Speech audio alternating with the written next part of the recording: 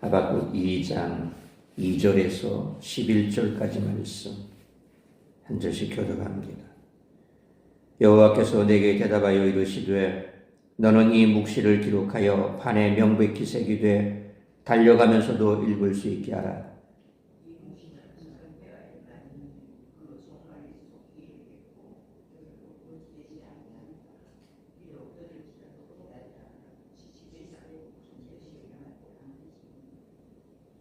보라, 그의 마음은 교만하며 그 속에서 정직하지 못하나 의인은 그의 믿음으로 말미암아 살리라.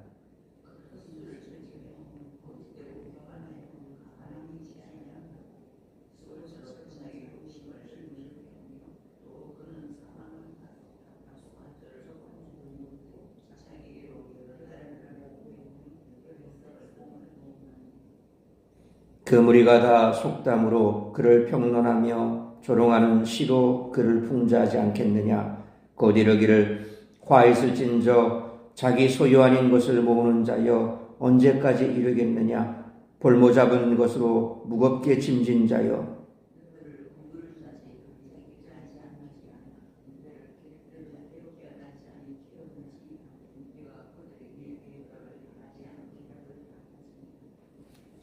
네가 여러 나라를 노력하였으므로 그 모든 민족의 남은 자가 너를 노력하리니 이는 내가 사람의 피를 흘렸음이요 또 땅과 성읍과 그 안의 모든 주민에게 강포를 행하였음이니라.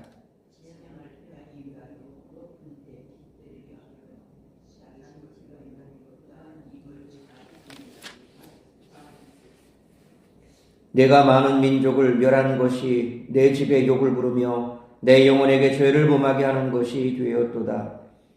담에서 돌이 부르짖고 집에서 들보가 응하리라. 아멘.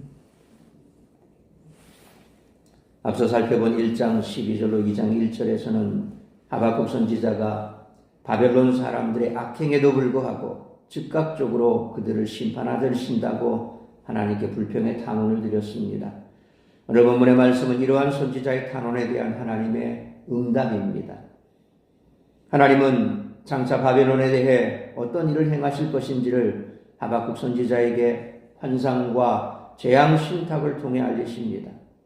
하나님은 혼자서 외롭게 바수대에 올라 하나님의 말씀을 기다리는 선지자를 외면하시거나 침묵하지 않으시고 적극적으로 하나님이 행하실 일들을 알리십니다. 그것이 오늘 본문 말씀입니다.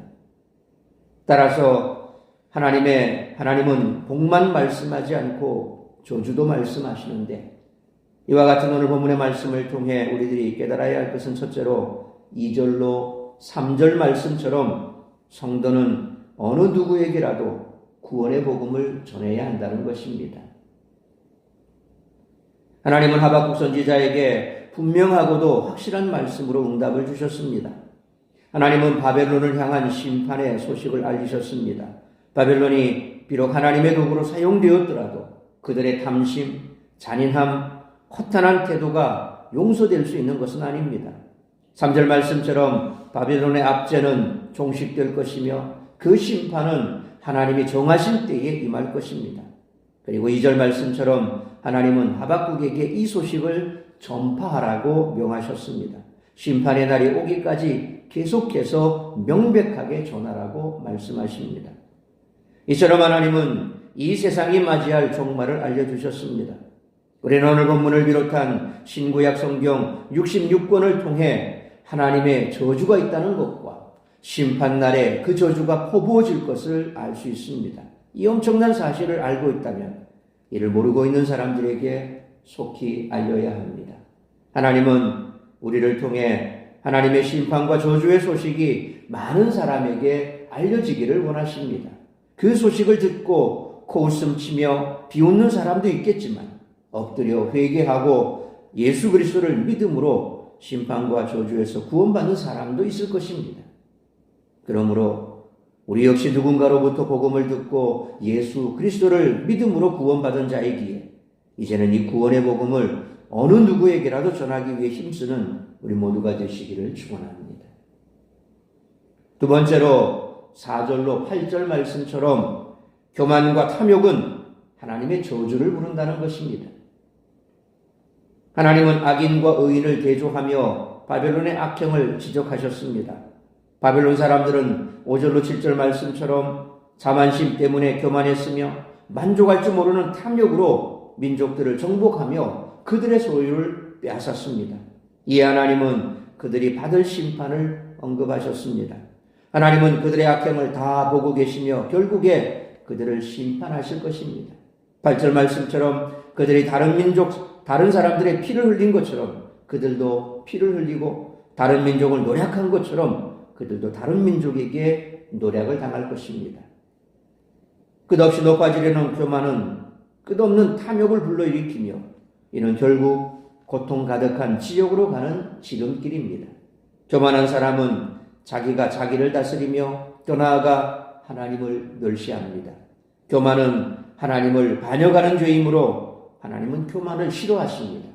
교만은 탐욕에 불을 지르며 더 많은 것을 추구하고 갈망하며 손에 넣으려고 애쓰게 합니다. 탐욕은 하나님으로부터 우리를 분리시키며 공동체를 파괴하고 교회 안에 교제를 깨뜨립니다. 살아계신 하나님의 자리에 재물, 성공, 행복을 올려놓아서는 결코 안 될 것입니다. 그런 자들은 모두 하나님의 엄중한 심판을 받기 때문입니다. 그러므로 하나님은 교만과 탐욕을 반드시 심판하신다는 사실을 기억하며 성도로서의 정체성을 삶으로 증명하며 살아가는 우리 모두가 되시기를 축원합니다. 세 번째로 9절로 11절 말씀처럼 하나님의 심판과 저주를 피할 유일한 길은 예수 그리스도뿐이라는 것입니다. 하나님의 위장된 안전을 추구하는 바벨론이 받게 될 저주를 선언하셨습니다. 9절 말씀처럼 오만한 그들은 안전하게 거할 장소를 만들고 거기에 필요한 것들을 채웠습니다. 그리고 그곳에서 하나님의 재앙을 피할 수 있을 것이라고 생각했습니다. 하나님은 10절로 11절 말씀처럼 그들이 다른 사람들의 희생과 피로 행한 모든 것을 보고 계셨습니다.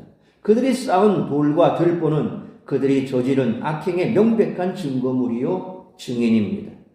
그러므로 그들은 결국 생명을 잃게 되는 중벌을 면하지 못할 것입니다.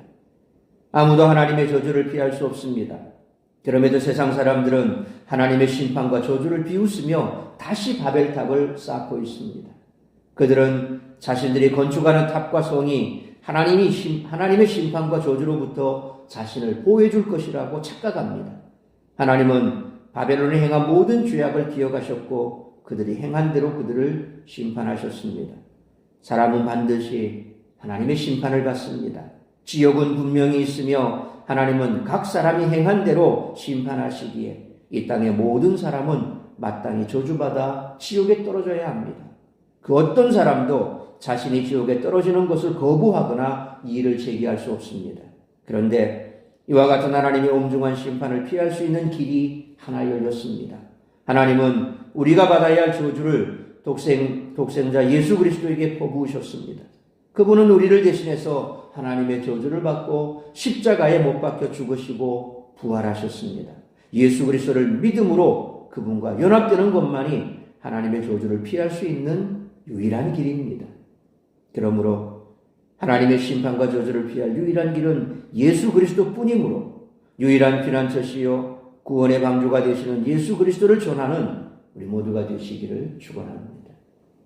사랑하는 성도 여러분, 천국이 분명히 있듯이 지옥도 분명히 있습니다.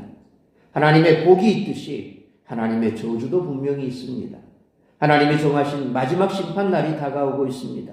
예수 그리스도께서 재림하시는 그날이 바로 심판의 날이며 그날은 속히 임할 것입니다. 그러므로 하나님의 심판과 저주를 피할 유일한 길은 예수 그리스도뿐이므로 유일한 피난처시요 구원의 방주가 되시는 예수 그리스도를 전하고 믿고 그래서 궁극적인 구원에 이르는 우리 모두가 되시길 주님의 이름으로 축원합니다. 기도하겠습니다. 걸어가신 아버지 하나님, 은혜와 사랑을 감사합니다. 오늘도 이 새벽을 깨워 말씀으로 예배로 하루를 시작하게 하시니 감사합니다.